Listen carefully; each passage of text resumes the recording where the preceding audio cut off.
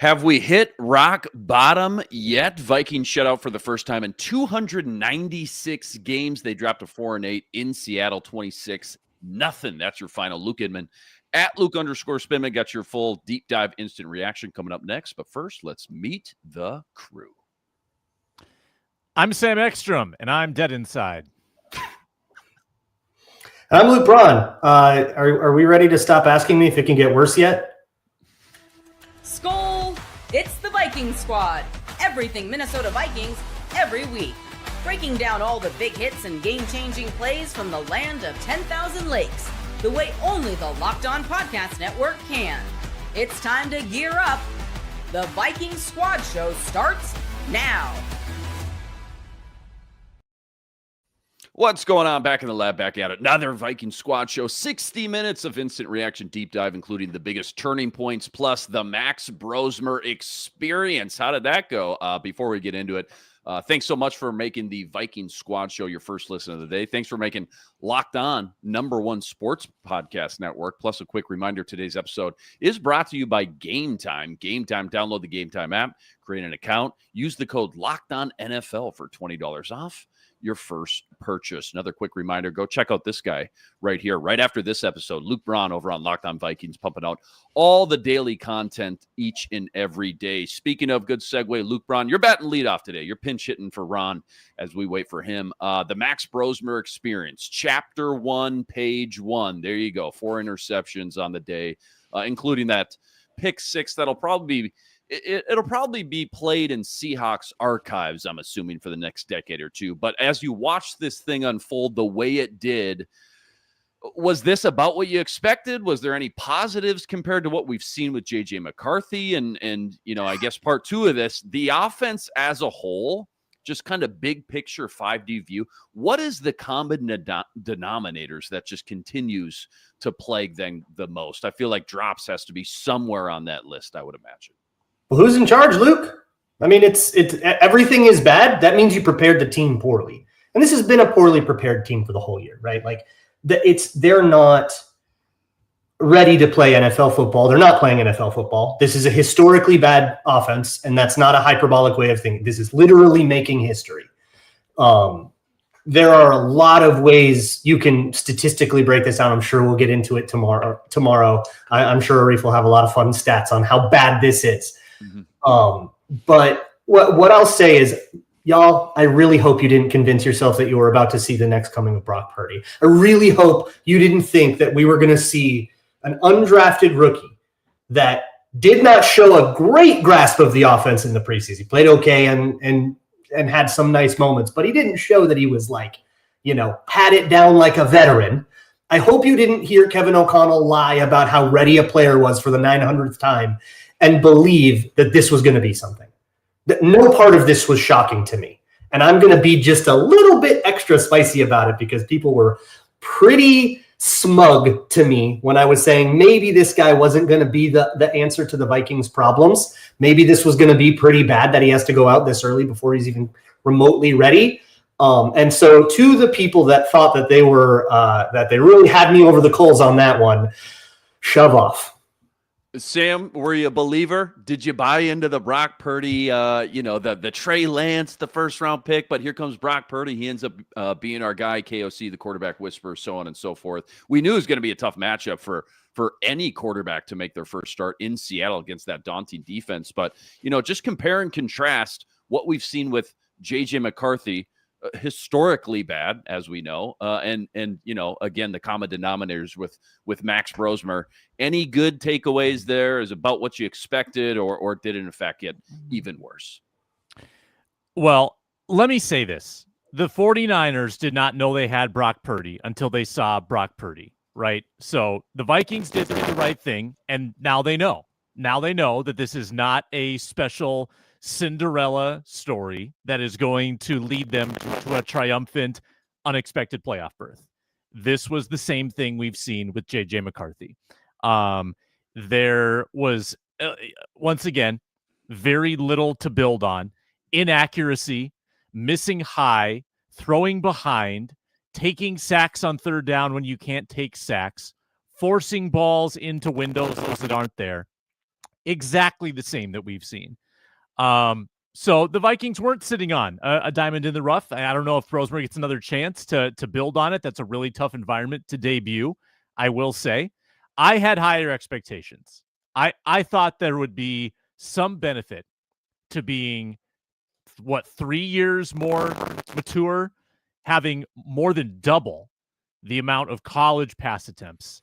And then the kiss of death this week was apparently when Kevin O'Connell said that the ball didn't touch the ground in Never practice. dropped. Never How touched many the good grass. practices are there going to be for these quarterbacks?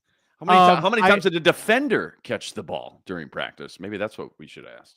Yeah, well, yeah. I would say let's look at the defensive issues here, but the defense was actually pretty good today. I can't find a solitary moment in that performance offensively that I can say, great, let's build on that. The best play offensively today was the Jalen Naylor or forced fumble and recovery. That's your new cornerback 4 next year. Come on. Who's kidding who? That was Shaq. Yeah. Give him Shaq. He's Griffin. forced more turnovers than Byron Murphy. Yeah, it's too bad because there was one last opportunity to kind of get revved up as a fan base, to get behind something.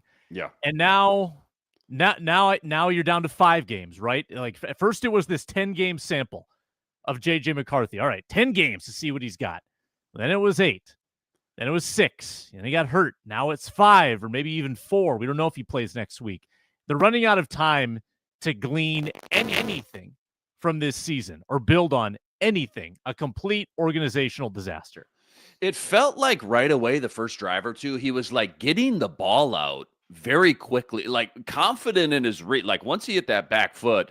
And I think you heard Pam Oliver on the sideline talk about KOC actually said, no, he's too sped up. He's moving too fast. Things are moving too fast. Right. He's rushing because the game is completely overwhelming to him. Right. Exactly. And I don't know, maybe just compared to McCarthy, the entire operation. And I'm talking early on. I'm talking like my first just kind of, just armchair quarterback. Let's watch these first drives or two and just see how the offense looked. Compared to McCarthy, the entire operation did feel faster, like on pace anyways. But again, Luke, clearly that doesn't equate to good football as we saw today.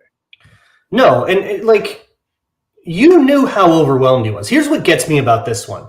I didn't expect Max Brosmer to come in and play well. If he did and he was better than we thought, okay, that's great. Anything can happen in the NFL. But no part of this should be that surprising. And that means it shouldn't be that surprising to O'Connell either. And he comes in at halftime and he talks about how overwhelmed the quarterback is, and the game's moving way too fast for him. And that's all understandable. It's your first start. You're in a totally, a tough place to play against a good defense. Like all of that is understandable. And it's really hard for me to hang a bunch of this on Max Brosmer's shoulders.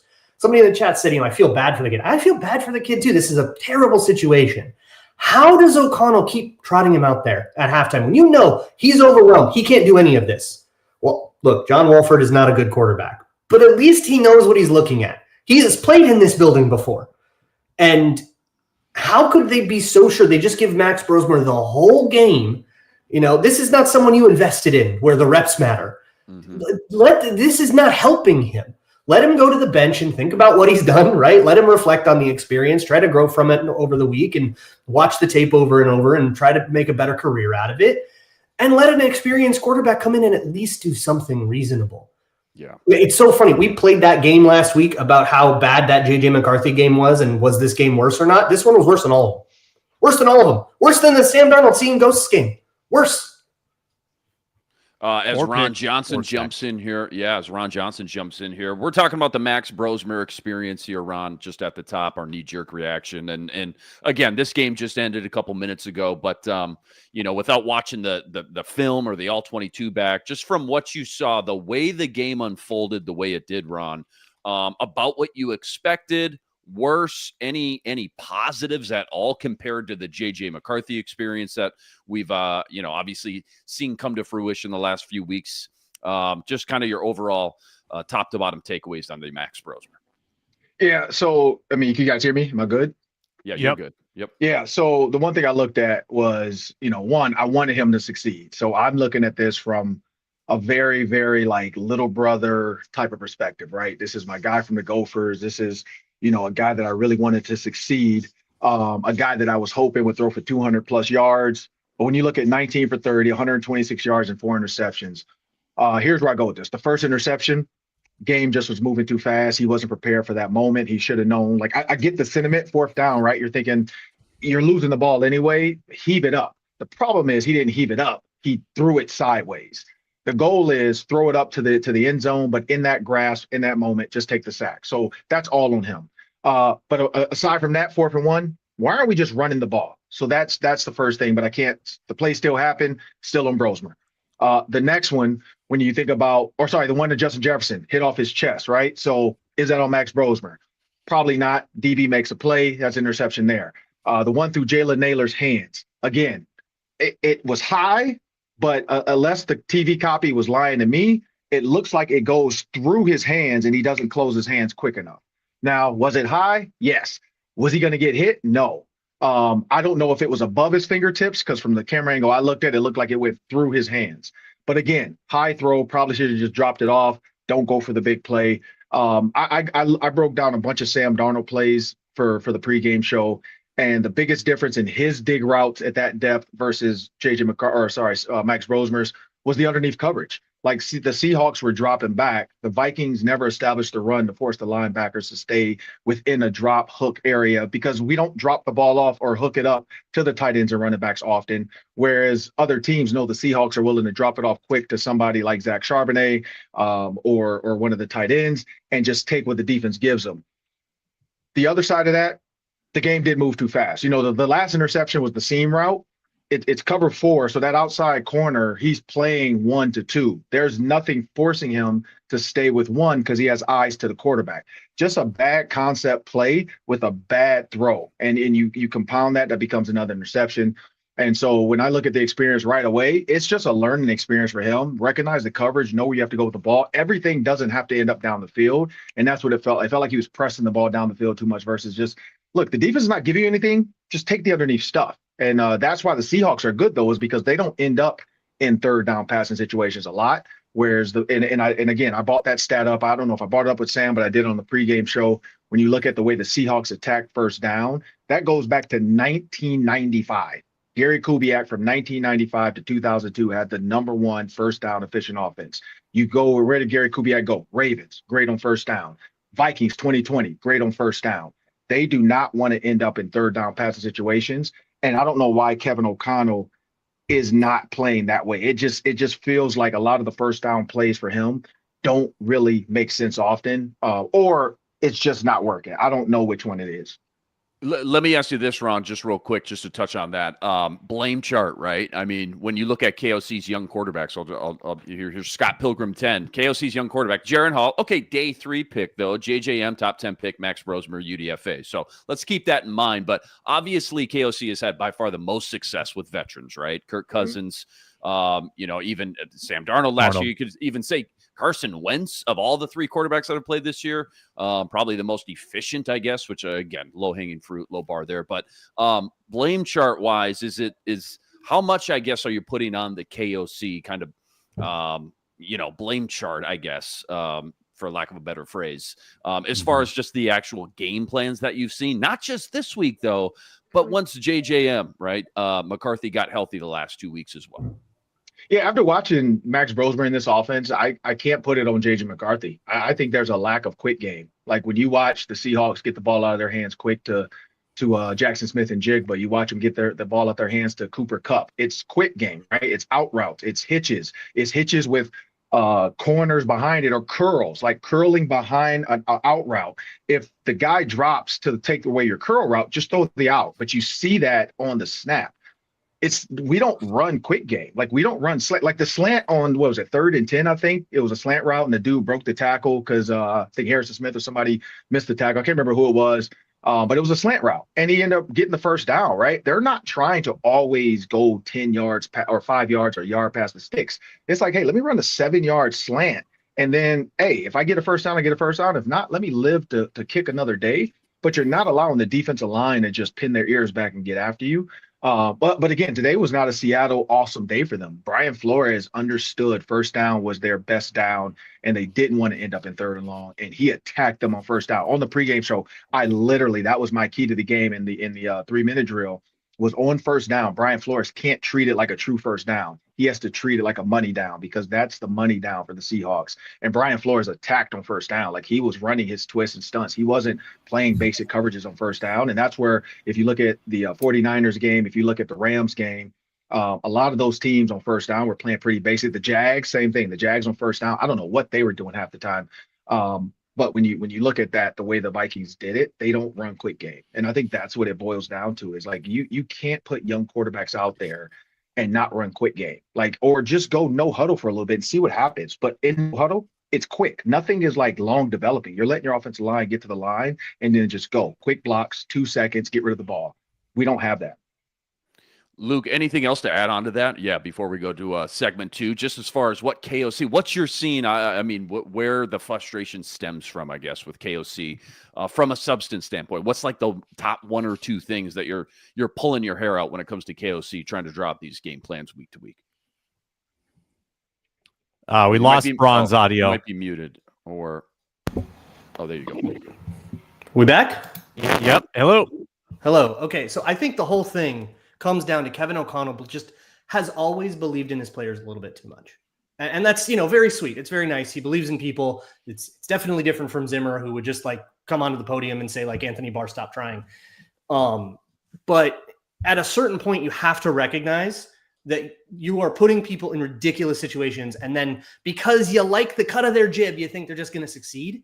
That has been so much of what has happened with McCarthy. Has been just asking way too much of the kid and coaching him way too much and getting him to think about way too many things at the same time. And then it all falls apart. And I think this is the most egregious example of it. You can't have like that 4th and 1 play call is going to live in my mind forever. I don't mind going for that 4th and 1 at all. I don't think field goals win this game for you when you're down that close to the red zone. Like, you're never going to get that close again. And they didn't. But when your play call requires the quarterback to step out of the stance, fake play action, turn his hips, sprint the other way, and make a throw on the run, you are asking way too much of Max Brosmer. You got to make somebody else do something. You can't ask Brosmer to do that physically difficult of a thing when you know, and I know he knew because he told Pam Oliver, that this dude is drowning out there. And you're still asking him to do all that stuff because you like the cut of his jib and I believe in him and he can do it. Well, you shouldn't believe in him that much. Maybe the dude you have just sucks, and they have just outwardly refused to recognize when a dude sucks, and that they have to protect those players that are struggling. You have to make things easier for the guy, not add 10 million different fakes so that maybe you can manipulate the linebacker and make the throw slightly more open, but it makes it 10 times harder for everybody to execute. This has happened with Justin School has been asked to do way too much. Brandel and Juergens have been asked to do way too much. Guys on defense too. This extends to the defense to some degree too. Have been asked to do more than they are capable of doing. This team has no idea how good their players are. I've been saying that all year. And one of the other side effects is you go, oh yeah, Max can do that. No, he freaking can't. Lots more to get into. The defense, maybe a silver lining today with 5 sacks, 7 tackles for loss, plus the biggest turning points as well. That's all coming up right after this. Quick reminder, tonight's episode brought to us by Prize Picks. Prize Picks, America's #1 fantasy sports app, now with more than 10 million members to date. For me, my money, it's just by far the easiest and the most exciting way to get in on all the action while you watch your favorite sports, you watch your favorite players. It's so simple. All you got to do, you pick more or less on 2 or more players' stats, and you watch the winnings roll in. We're officially in crunch time right now, the NFL season. Things are really starting to heat up, whether it's anytime touchdowns, receptions, tackles, sacks, you name it, they got it. Take your pick on more or less. Add them to your Prize Picks entry today. Plus, don't forget, Prize Picks now offers Apple Pay. Quick and easy deposits into your account all season long. Right now, download the Prize Picks app. Use the code LOCKEDONNFL for $50 instantly after you play your first $5 lineup. That's win or lose. Any $5 lineup, you're getting $50 instantly with promo code LOCKEDONNFL. Prize Picks. Run your game. All right, want to jump into the biggest turning points from this one when you think back to, the deciding momentum changer, that back-breaking player drive. Obviously, Luke touched on it right before we went to break. The pick six on 4th and 1. It's at minimum a 10-point swing, maybe a 14-point swing if you somehow get 4 or 5 yards and score a touchdown there.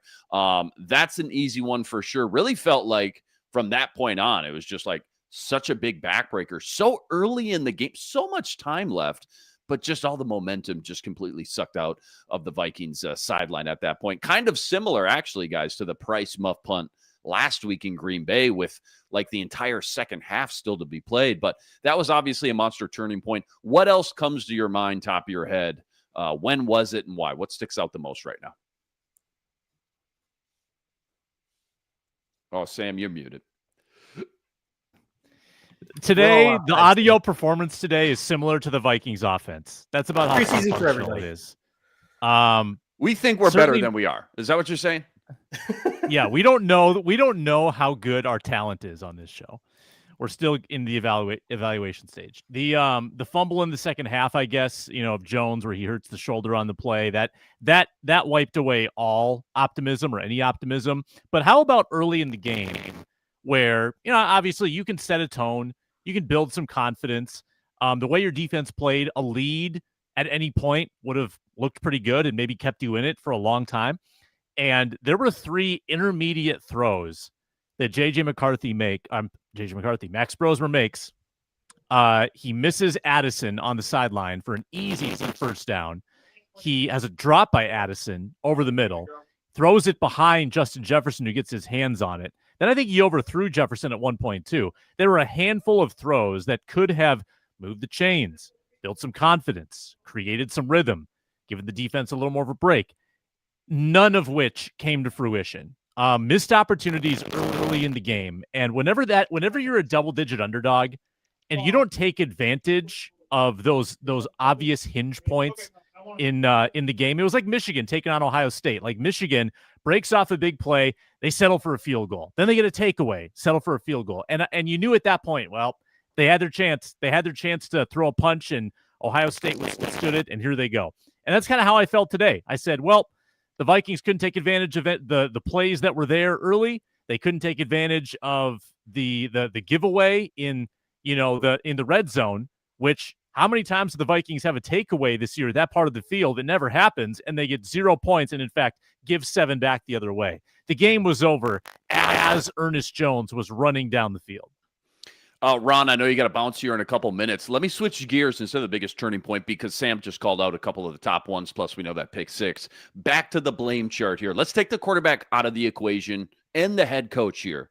Running game, chicken or the egg is the offensive line with a bunch of backups in this week and really all season for that matter. Justin Skule, though, Blake Brandel in at guard for Donovan Jackson. Ryan Kelly left, I think, early fourth quarter. The drops by the wide receivers, again, continue to play the offense. What is next on the list after the quarterback and KOC? Oh, is there? I don't know what else we can blame. The defense is playing their butt off. Like they did everything they could do. They gave up a touchdown late in the game. I got to look at the play calling. Like on 1st and 2nd down, they have the second least amount of plays run in the NFL. That makes no sense. And then when you look at 3rd down, they are 32nd in yards gained per play. And this is before. It's probably going to be worse after this week. Like when this week's stats are finally uploaded and the NFL make sure they accumulate and get all the stats turned in. 3.3 yards per play on 3rd down is 32nd. 33.6% of those plays have resulted in a first down or a touchdown, which is 31st. 46 first downs, which is tied for 31st. So 8 interceptions, the most, 20 sacks, 31st. It's everything. Everything with that offense right now just doesn't work. I go back to how would I eliminate sacks? I'd run the ball and run quick game. I'd run more screens. I would come up with plays that are more behind. You have Miles Price, who is a jitterbug. They don't even think about using him. When you see the Seahawks use their returner on offense, literally, it's like, just do what they just did. They're handing it off to one of the fastest guys on the field that can make people miss. Give it to Miles Price in space. We have not run one receiver screen to him. I just don't understand. And I don't know if Luke said it or one of the Luke said it, or maybe even Sam, but I do feel like KLC wants to out scheme everybody. Like he wants it to be his offense versus his players. Like if I were to say I won the game and all I did was throw 5-yard routes and my receivers absolutely killed it. I threw fade routes and let them go 50-50 balls and win in one-on-one coverage. If you know it's quarters, you have to run a quarters beater on the outside, which is a quick giant, which is a smaller comeback, and then you send the seams. You can't send 4 verticals on quarters because there's no bender on that. Somebody has to be the bender, and you don't see the bender. The bender usually is middle of the field open. So if I have 4 verticals, one of the guys, either the receiver or the tight end, is the bender. And what he's doing, he's reading. If they stay wide, I'm going to bend it. That's my throw. If they go to cover 3, then I'm going to stay on the seam and I'm going to beat those 2. You can't throw the seam in quarters. So again, what is the point of that? One guy should have run a comeback and he's wide open because that corner was playing robber. Like he was basically saying, I'm going to rob the seam and I'm going to hold the outside guy. Nobody threatened my deep quarter. So let me just go over here and mess with this guy because I know I got somebody in the flat that's going to take care of a flat route. Throw an in-between route, like a 12-yard or 14-yard comeback. We called it a giant. It's wide open in quarters because they're falling off. So, I mean, I can't blame anybody else. I mean, who do I blame? The referees? No, they didn't make any mistakes today. Do I blame the weather? Nope, it wasn't raining. Like, I don't know who else to blame in this situation because the defense did everything they could do to keep the game close until it wasn't. I don't know if you got a bounce or not, but yeah, before you go, I have a question, Ron. Like, as somebody who covered Brosmer last year with the Gophers, my understanding is he was not this inaccurate. This was way more inaccurate than he was in college. So, what are they teaching these guys? Because I could say the same about McCarthy and Michigan, and even like the little that we saw of him last year, he wasn't this inaccurate. Mm-hmm. So, to me, I feel as though their ability to develop young quarterbacks, well, they're making these guys worse. Josh McCown, what do you do here? Yeah, so that question, I'm gonna have to text Max and maybe keep it off record, but I really don't know the answer to that. Like I was gonna actually text Josh McCown later this week and just kind of ask him what does he see from Max. But here's where I think I don't think it's so much the quarterback coach because KLC runs the quarterbacks. We know that. Josh McCown is just kind of like who's getting them technique. Yeah, it's like KLC. Josh McCown way too hard. Like. Josh McCown is doing focusing on other stuff. Yeah, Josh McCown is doing what KLC wants him to do, and so when you think about how KLC talks about rewiring and all this other stuff, I think the biggest thing is like Greg Olsen brought up that throw, the interception. You can't make that throw with that much space between, like if it's 3-4 yards between linebacker and seam, you can't make that throw. And so I think it's more like maybe who are they telling them they need to throw it to on this player? What are they trying to hit versus just read it. Just read the play. Don't give me any tips. Just tell me to read it. Here's where I go cover 2. Here's where I go cover 4. Here's where I go in man. Done. If I don't know the coverage, then I don't deserve to be an NFL quarterback. And I think that's the problem. It might be too much hand holding and spoon feeding with these young quarterbacks versus baptize them. And if they can't do it, then you go get a veteran. They can.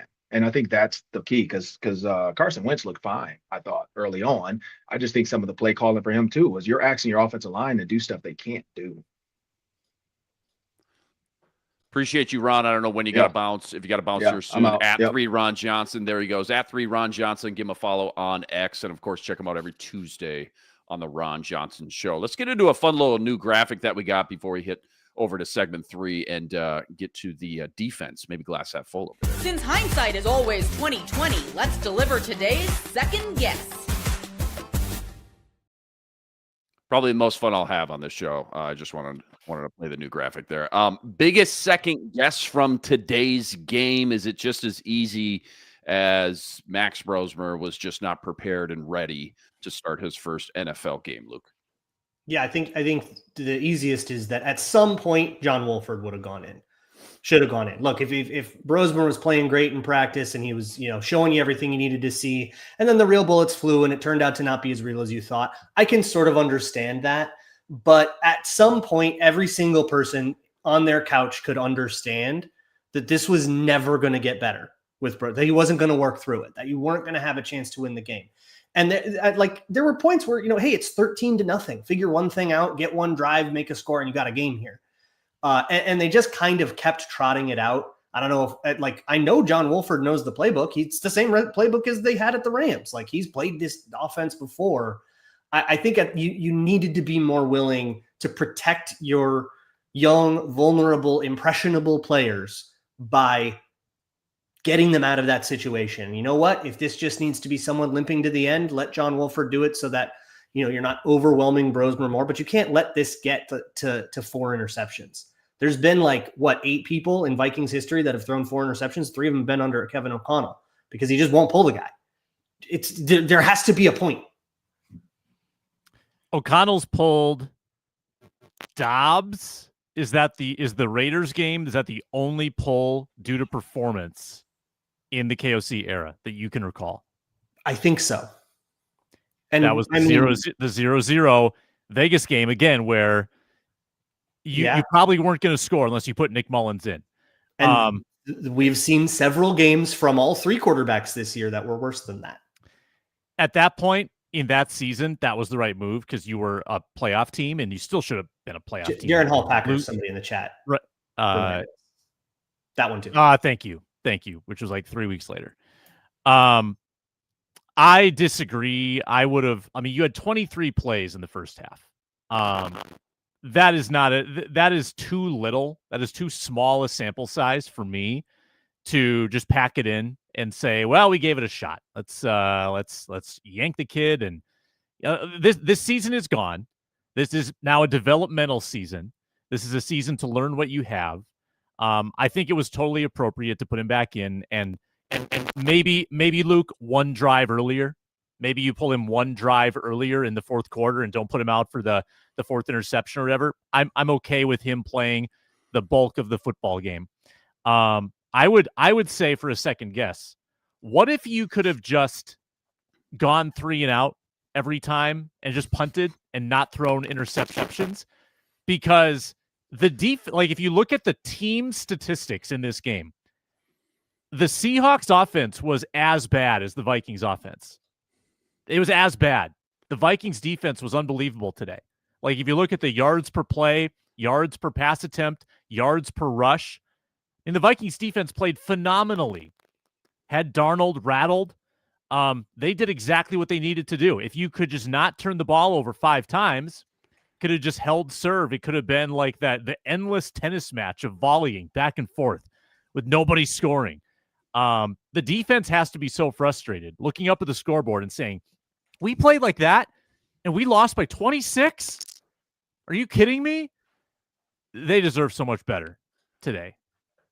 That's all. Good seg. That's all I got. Good segue. Let's go into a quick break, and then I want to touch on this defense because you're right, Sam. They deserve some flowers and spotlight and love. Plenty more deep dive, including the defense. What we loved, what we hated from today. Stock up, stock down as well. That's all coming up right after this. Quick reminder, tonight's episode also brought to us by Game Time. The Vikings season. We're in crunch time now. Things are getting intense, tailgate rivalries, the energy in the stands. There's really nothing like it, but let's be real. Actually getting tickets can feel like more of a battle than the game itself. You got the endless queues. You got the hidden fees, price jumping when you check out. That's why I use Game Time, the app that gives the advantage back to the fans. By far the easiest way to score last-minute tickets at the best prices with no surprise fees. What you see is what you pay. No joke. Faster, cheaper, way less stressful than any other way I've ever bought tickets before. Take the guesswork out of buying tickets with Game Time. Download the Game Time app, create an account, use the code LOCKEDONNFL for $20 off your first purchase. Terms apply. Again, that's promo code LOCKEDONNFL for $20 off. Swipe, tap, ticket, go. Download Game Time today.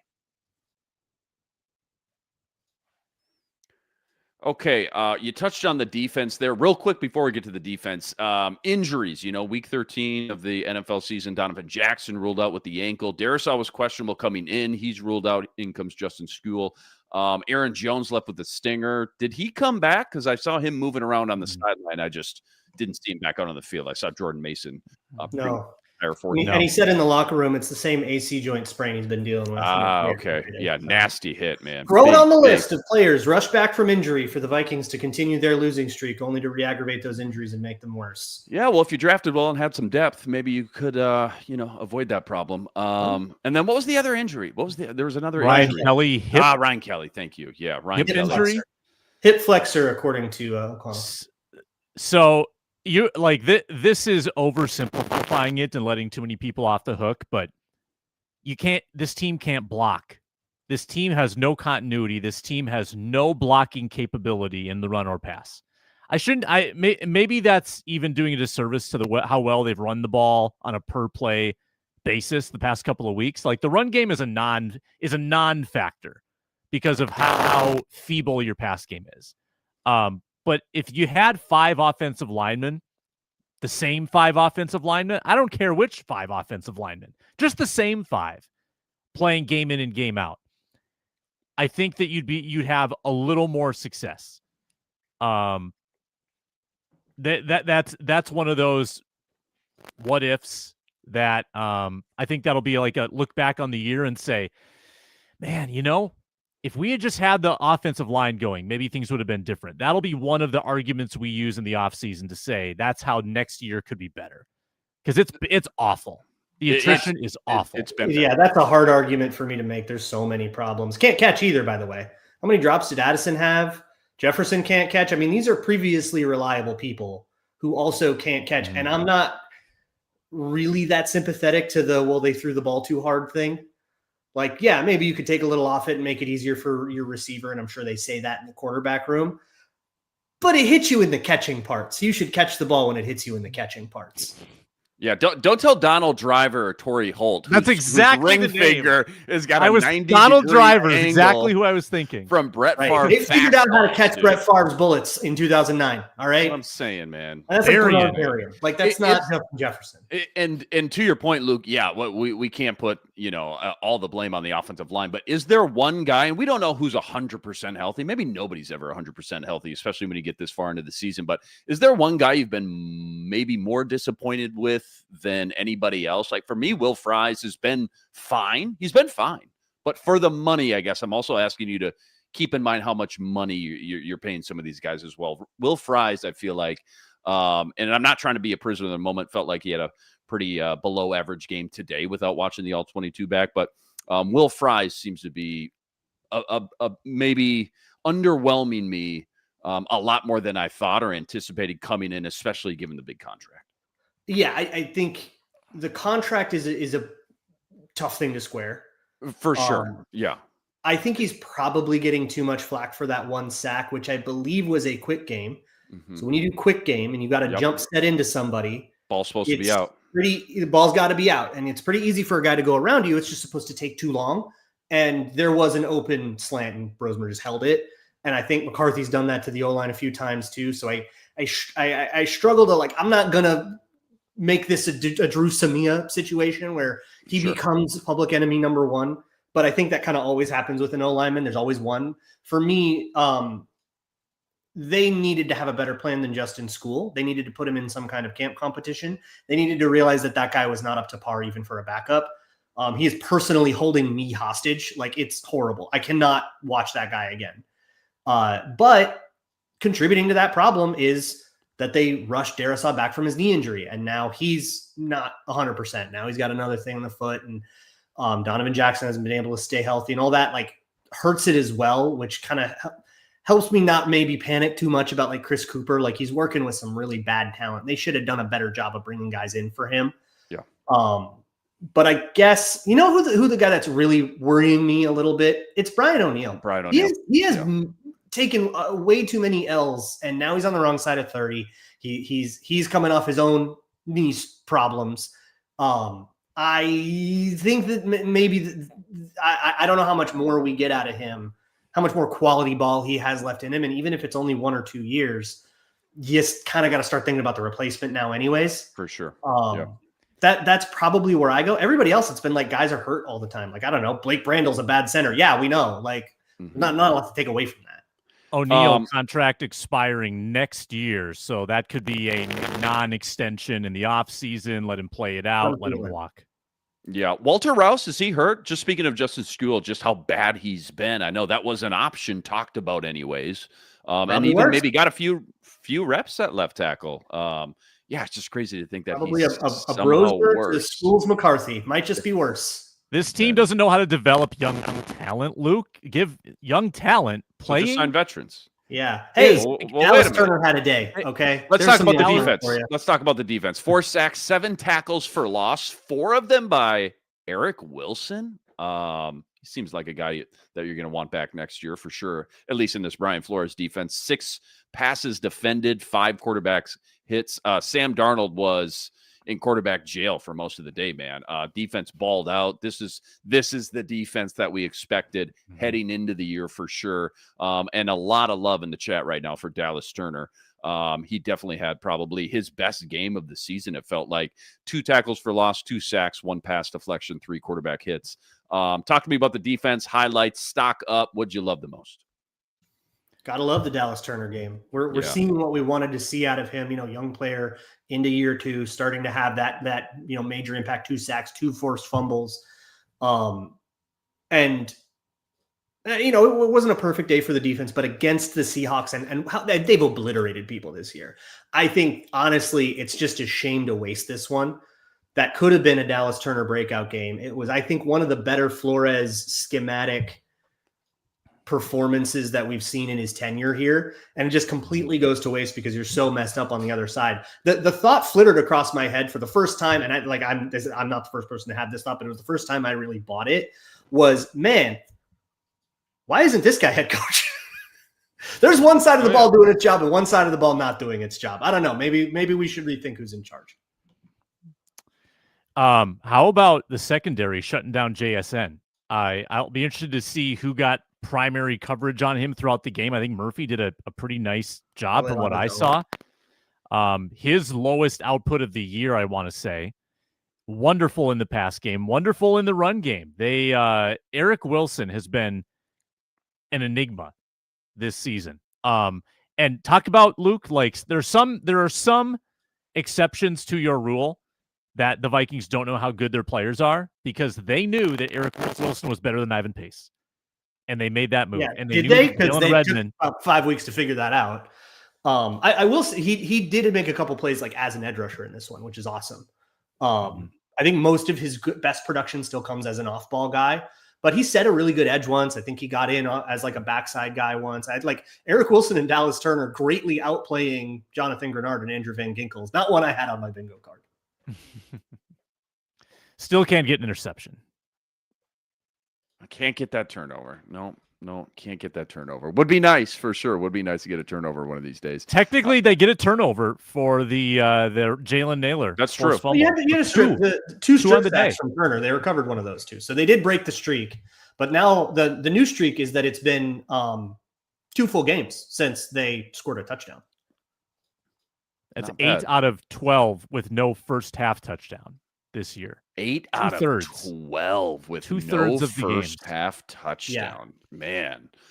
But no, it's fine, guys. We gotta just go back. We're gonna figure it out. Everyone's doing great. We had a great week of practice. Jalen, go ahead, Sam. So it's been a while since the Vikings have been in this position. Even in the 2023 season, we're not necessarily in tank mode. It's over mode when the month of December started. You were still playing for something until the final week. You were still in the playoff picture. So now that this thing's over, how do you want the next 5 weeks to play out? Like beyond the quarterback, you would love to get some answers at quarterback. But now, are you shutting injured guys down? Like Darisaw down? Yeah. Are you developing Ty Felton more at the expense of someone like Jalen Naylor, right? Like how do you handle the next 5 weeks? Is my question. I think you got to do whatever makes some kind of reasonable offense. Because I think the worst thing that can happen, and I think it's where we are, is that you're forced to go into the offseason and just burn the playbook and try again. which is where we are right now. Whatever they've designed, whatever Wes Phillips cooked up in the lab is pretty like innately dysfunctional. You have to find something that you can execute and that works. You need some proof of concept. Okay, here can be our fastball. Here's a thing everyone's good at. Maybe we can build more of an offense around this or the principles of this. This guy can make that block. This guy can run that route. This quarterback can make that throw. You have to find something.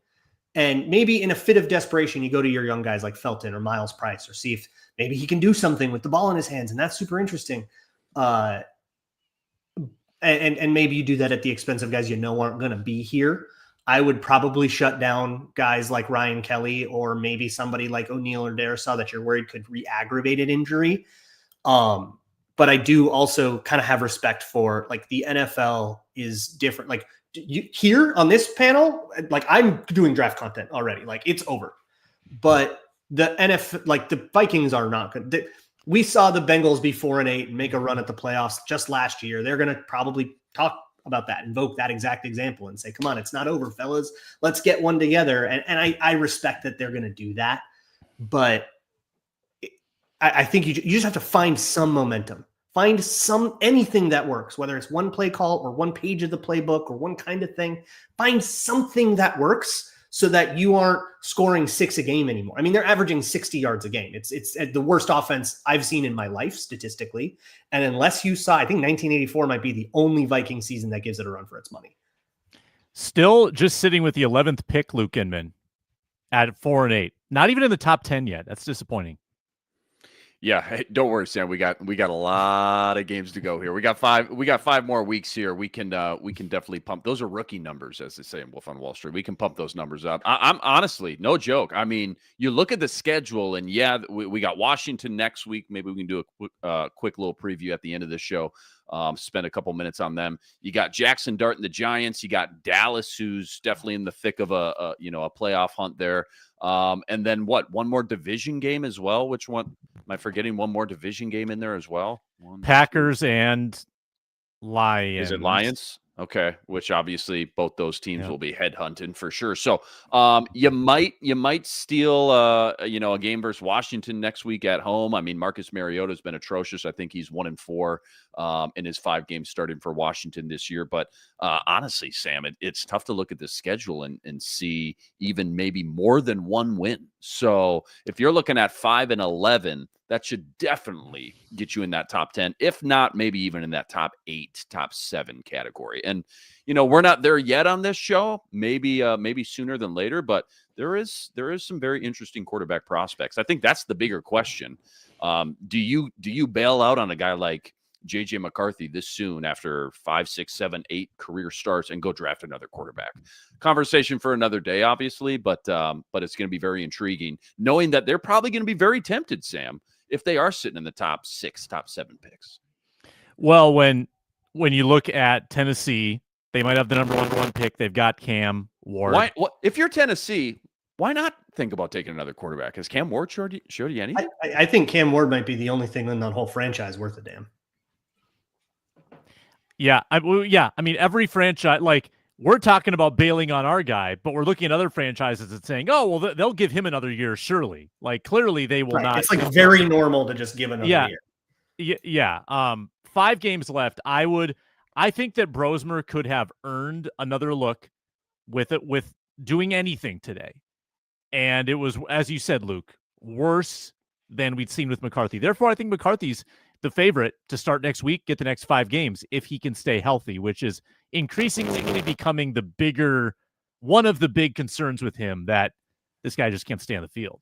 Could you guys imagine, like, the media, Kevin O'Connell comes up to the podium and he's like, we really like what Brosmer built on. We're going to go with him for the rest of the season after this one. Could you imagine, like...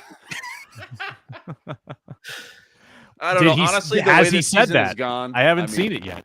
The way this, anything could happen because clearly they're just using dice to decide who should start or not. So anything could happen. Wolford.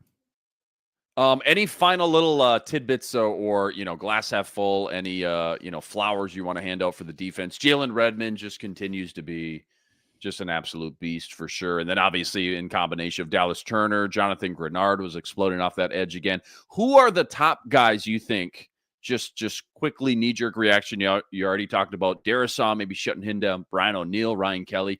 Who else, top of your head, do you think, if they get in that situation, they would say, you know what, let's think about shutting this guy down as well? Aaron Jones, perhaps, continues to be banged up, weeked up. Anybody you got a year left on the deal that you Yeah. maybe are thinking about bringing back that you don't want to make an injury worse. Aaron Jones, you've already made the AC joint worse. Get him out of there. It's fine. It's over. You biffed it. It's done.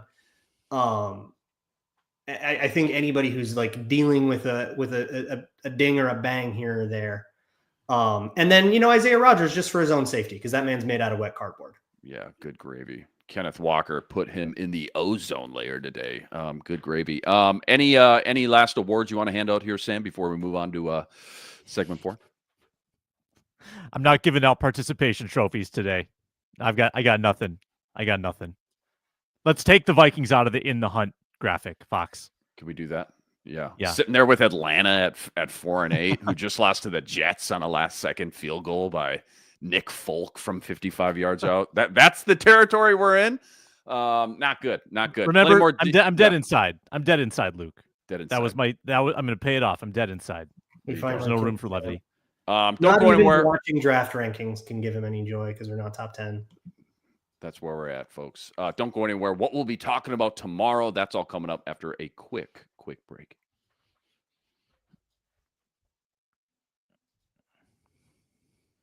All right. What we'll be talking about tomorrow morning, and I know, again, the A topic, once we let the dust settle, we'll be on the squad show tomorrow morning with our guy, Arif Hassan. Things are emotional always after the game. Once we take all that stuff out of the equation, what is the number one? There's a lot of different talking points we just touched on. What's the number one talking point after we, just watched what we did unfold the way it did? I think we're trying to sort through how rational it is to be mad at Kevin O'Connell and whether, I think we have to look at other coaches that have a good reputation in the NFL and say, what did they do with bad quarterbacks? Right. Like Kyle Shanahan. Well, they put John Wolford in and beat the Seahawks. This exact situation. Can you jog my memory? How long has John Wolford been there since Wentz hurt the shoulder? When did Wolford get in the building? He got in, I think, when Wentz hurt the shoulder to be the 3, and then you moved Brosmer up to 2, if I recall. Okay. But he's been familiar with O'Connell since LA. I mean, that's pretty familiar. I'm not with you on the Wolford thing. I think we're weighing now this pattern of vet quarterback, things are good. Backup quarterbacks, things are bad. Vet quarterback, things are good. Backup quarterback, things are bad. That's O'Connell can refine a veteran's game and make it work if they know what they're looking at, as the phrase that you've used. And that seems to be more and more the truth of who Kevin O'Connell is. And I think we're going to spend a lot of time breaking down KOC tomorrow and beyond as we are J.J. McCarthy, Max Brosmer, and these quarterbacks that might be duds at this level. And a lot of them are, right? So do we throw out KOC if that's the case, and how do we know? How do we figure out if KOC is the problem or if they just have lemons? The evaluation of these lemons is the real concern, that they don't really know what they have. Yeah, and I'll say to that, Sam, with my thing on Wolford, I think if it were just general, hey, the offense isn't producing, I get it. But it's because O'Connell admitted that he knew that Brosmer was not able to get the game to slow down, and he admitted that, to me, that says, okay, that this wasn't going to become a helpful development exercise. And that's why I say, hey, put somebody in that maybe knows what they're doing. But to your point, I don't think that would have won them the game. I just think it would have been a better decision. It would have led to maybe not the first shutout in 18 years. Maybe we would have been making a little less history today. But with any veteran, with Wentz, with McCarthy, with Brosmer, and I bet with Wolford, the reason that the offense is failing isn't different every time. It's they're holding the ball too long because the routes are too long. It's that the depth of the drop isn't matching up with the pass sets the O-line takes, or with the timing of the routes, or that there's too much stuff, at the top of the drop to do with either a fake toss or a pump fake or something. It's always the same thing. And to me, those are design flaws, which is a Wes Phillips thing. I think we know that, right? That Phillips is kind of in the lab. He's the one drawing up a lot of stuff. He's the one coming up with the idea. Hey, what if we tossed this way and then we threw a screen that way to try to influence the linebackers? Like that. I think that's a big part of his job. And so I think that I've been saying this now for a couple of weeks, that like after the season, Wes Phillips could be somebody who gets his walking papers alongside the other names that everybody's been calling for, like Matt Daniels or Josh McCown or, Chris Cooper, some people say, or whatever. But I think, to answer your question, Luke, like, what are we talking about tomorrow? We probably won't be talking about Brosmer too much for the rest of the week. I think, undrafted dude struggled, was really bad. We forget about it. It's kind of over. There's not a lot to discuss about it or argue about it, but it is about, okay, can these coaches actually figure out how to put together an NFL offense that isn't so bad at setting records? Can we maybe get to 100 yards and a half? Because everybody else can, including the Jets, the broken Raiders. Everybody can get 100 yards and a half but the Vikings. So can we figure that out, or are you maybe not cut out for this job? It's tough with these last 5 games because, as we kind of touched on, you want to maybe evaluate, you want to maybe assess, diagnose some new players that haven't had a chance to, try some new things, right? See how some of these young guys look. I remember the last week of the year, I want to say it was 7 years ago, they plugged in Avante Collins, this swing tackle guard, and we're like, oh, okay, maybe Avante Collins could be a dude next year. This is kind of that time you start to maybe tinker a little bit. But to your point, Luke, they also have to do something with this offense. They cannot continue to go week in and week out with this pathetic of an offense. And I don't know how you fix things by going to guys that clearly are lower on the totem pole per se, right? More second team guys, and find some sort of quick answer, quick fix with a guy like, Ty Felton. I just don't see how that's going to add up and make much sense. So we'll see what direction they go these last 5 weeks. I'm assuming it will be more towards your point, Luke, that they're not going to start tinkering maybe until maybe the last week, maybe 2 weeks left. These next 3 weeks, if not more, I expect them to continue to try to step on the gas offensively and try to figure this thing out, because it's been clearly a recipe for disaster, really going all the way back. You could say even the first month of the season. Any quick gambling updates? Anybody win any of their bets today? Anybody make any ground at all on Luke Brown? I think we all lost money. I went a little bit too hard on my Darnold over, but I did win my Jefferson under. Yeah, unders probably crushed today. Unders probably were the there were less than 400 total yards in the game. Yeah. A lot of fun. So are you trying to say something? So you went 0-2? Is that what you're saying? I just needed that Naylor TD. Yeah, you came close. Come together. Fumble recovery. Yeah, that was one of the highlights, which is kind of sad to say. That was one of the highlights. A 60-minute Viking postcast instant reaction show. That was one of the highlights. That's what we got today. Yeah. And the show with a real uplifting note. Most hopeless Viking season since 1984. Yeah, 2013 is the first one that comes to mind, but all of even those that years, had you went into December, you were thinking, hey, you're watching the playoff picture, you're playing with the scenarios on ESPN.com, Yeah. You're thinking maybe if these guys win, hey, who do the Packers play? Can we get the division from them? How many games back are we? What's their schedule like? This one, it's been a while since we've just kind of been straight up out of it and it's over. And even in like 2011, where you're 3-13, a bunch of those were like close, weird comebacks, and you felt like you were kind of still a decent team, and just the ball hadn't bounced your way over and over and over and over again. And you were out of the standings, but you felt like there was something you could kind of run back next year. And sure enough, they made the playoffs the next year. You had Adrian Peterson going for you. You had a defense you were excited about. But this feels worse. This doesn't feel like when you go into the offseason after an 8-8 season and go, well, hey, 2 more bounces and maybe we would have been in the playoffs, and maybe you just need to, it's like somebody said at the beginning of the show, we're a guard away. You can't feel that. You feel like everything needs to be thrown out and built back up from scratch. And I don't think the team has really felt that broken to bits since Les Steckel in the 80s and needing Jerry Burns to build this thing back up from needing to bring Bud Grant in just to stabilize things. Yeah, I think there are several things that give a fan base optimism. One of them is a stable quarterback returning. So, Matt Stafford has had these years where the team sucked around him, but hey, you've still got Stafford, right? There's also the concept of spending. Got a lot of cap space, big offseason. Vikings don't have either of those two. And the other one would be, well, we're just going to clean house, like full new staff, break it all down. And I don't think they're at that point either. Like, I don't think any of the avenues that teams take to change a hopeless season are routes that the Vikings can take. That's why it feels so bad, you guys. So you're saying we're kind of stuck in this little purgatory situation here where they can't really commit to a rebuild at this point, but they also, clearly are so far away from being a real competitive, deep kind of playoff team right now.